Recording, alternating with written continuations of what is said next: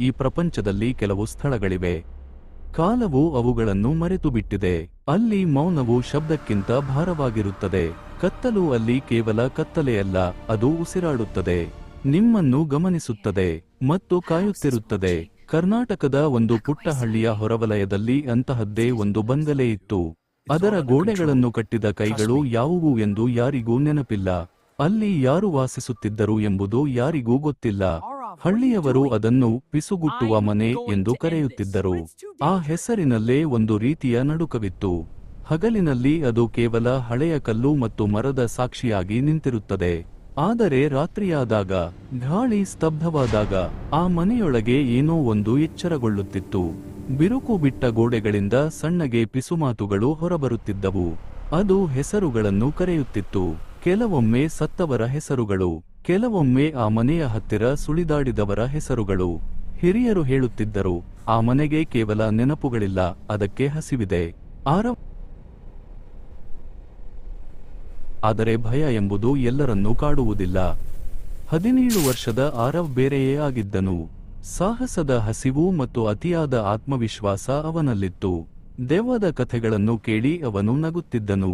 ಒಂದು ಸಂಜೆ ಹಳ್ಳಿಯ ಟೀಯಂಗಡಿಯ ಮಬ್ಬು ಬೆಳಕಿನಲ್ಲಿ ಸ್ನೇಹಿತರ ಮಧ್ಯೆ ಈ ಮನೆಯ ಚರ್ಚೆ ಬಂದಿತು. ನಿನ್ನೆ ರಾತ್ರಿಯಲ್ಲಿ ಯಾರೋ ಬೆಳಕನ್ನು ನೋಡಿದ್ದಾರಂತೆ ಎಂದು ರೋಹನ್ ನಡುಗುತ್ತಾ ಹೇಳಿದಾಗ ಆರವ್ ಗಟ್ಟಿಯಾಗಿ ನಕ್ಕನು. ಅದು ಕೇವಲ ಚಂದ್ರನ ಬೆಳಕು ಅಷ್ಟೇ ಎಂದು ಸವಾಲು ಹಾಕಿದನು. ಧೈರ್ಯವಿದ್ದರೆ ಇವತ್ತು ರಾತ್ರಿ ಅಲ್ಲಿಗೆ ಹೋಗಿ ಬಾ ಎಂಬ ಗೆಳೆಯರ ಸವಾಲನ್ನು ಆರವ್ ಒಪ್ಪಿಕೊಂಡನು.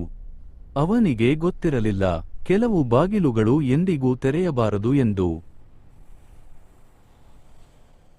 ಅಂದು ರಾತ್ರಿ ಗಾಳಿ ಕೂಡ ಬೀಸುತ್ತಿರಲಿಲ್ಲ. ಪ್ರಕೃತಿಯೇ ತನ್ನ ಉಸಿರನ್ನು ಬಿಗಿ ಹಿಡಿದಂತೆ ಭಾಸವಾಗುತ್ತಿತ್ತು. ಆರವ್ ಒಂಟಿಯಾಗಿ ಆ ಮನೆಯ ಹಾದಿಯಲ್ಲಿ ನಡೆದನು. ಪ್ರತಿ ಹೆಜ್ಜೆಯ ಶಬ್ದವೂ ಗುಡುಗಿನಂತೆ ಕೇಳಿಸುತ್ತಿತ್ತು. ಹತ್ತಿರ ಹೋದಂತೆ ಮೈ ಚಳಿಯಾಗತೊಡಗಿತು. ಅದು ಸಾಮಾನ್ಯ ಚಳಿಯಲ್ಲ, ಸಾವಿನ ತಂಪು. ಆ ಹಳೆಯ ಕಬ್ಬಿಣದ ಗೇಟ್ ಕೀಚ್ ಎಂದು ಶಬ್ದ ಮಾಡುತ್ತಾ ತೆರೆದುಕೊಂಡಿತು. ಆ ಶಬ್ದ ಇಡೀ ಹಳ್ಳಿಗೆ ಕೇಳಿಸುವಂತಿತ್ತು. ಅವನು ಮನೆಯೊಳಗೆ ಕಾಲಿಟ್ಟ ಕ್ಷಣವೇ ಯಾರೋ ತನ್ನನ್ನು ಬೆನ್ನಟ್ಟುತ್ತಿದ್ದಾರೆ ಎಂಬ ಅನುಭವವಾಯಿತು. ಅವನು ತನ್ನ ಟಾರ್ಚ್ ಆನ್ ಮಾಡಿದನು. ಧೂಳು ತುಂಬಿದ ಹಳೆಯ ಪೀಠೋಪಕರಣಗಳು, ಜೇಡರ ಬಲೆಗಳು ಅವನ ಕಣ್ಣಿಗೆ ಬಿದ್ದವು. ಆಗಲೇ ಅವನಿಗೆ ಕೇಳಿಸಿದ್ದು ಆ ಧ್ವನಿ, ಪಿಸುಮಾತಿನಲ್ಲಿ ಆರವ್. ಅವನು ಬೆಚ್ಚಿಬಿದ್ದನು. ತನ್ನ ಸುತ್ತಲೂ ಯಾರೂ ಇರಲಿಲ್ಲ. ಅದು ಕೇವಲ ಗಾಳಿಯಿರಬಹುದು ಎಂದು ತನ್ನನ್ನು ತಾನು ಸಮಾಧಾನಪಡಿಸಿಕೊಂಡನು. ಶಬ್ದ ಕೇಳಿಸಿತು. ಯಾರೋ ಭಾರವಾದ ಹೆಜ್ಜೆಗಳನ್ನು ಹಾಕುತ್ತಾ ನಡೆಯುತ್ತಿದ್ದರು. ಆರವ್ ಮೆಟ್ಟಿಲುಗಳನ್ನು ಹತ್ತಲು ಶುರು ಮಾಡಿದನು. ಪ್ರತಿ ಮೆಟ್ಟಿಲು ಅವನ ಭಯವನ್ನು ಹೆಚ್ಚಿಸುತ್ತಿತ್ತು. ಕಾರಿಡಾರ್ನ ಕೊನೆಯಲ್ಲಿ ಒಂದು ಬಾಗಿಲಿತ್ತು. ಅಲ್ಲಿಂದ ನೂರಾರು ಧ್ವನಿಗಳು ಕೇಳಿಸುತ್ತಿದ್ದವು. ನಮ್ಮನ್ನು ಉಳಿಸಿ, ನಮಗೆ ಕತ್ತಲಲ್ಲಿ ಭಯವಾಗುತ್ತಿದೆ ಎಂದು ಯಾರೋ ಅಳುತ್ತಿದ್ದರು. ಆರವ್ ಆ ಬಾಗಿಲನ್ನು ತೆರೆದನು. ಅಲ್ಲಿ ಕಂಡ ದೃಶ್ಯ ಅವನ ರಕ್ತವನ್ನೇ ಹೆಪ್ಪುಗಟ್ಟಿಸಿತು. ಆ ಮನೆಯ ಗೋಡೆಗಳಿಂದ ಮನುಷ್ಯರ ಮುಖಗಳು ಹೊರಬರುತ್ತಿದ್ದವು.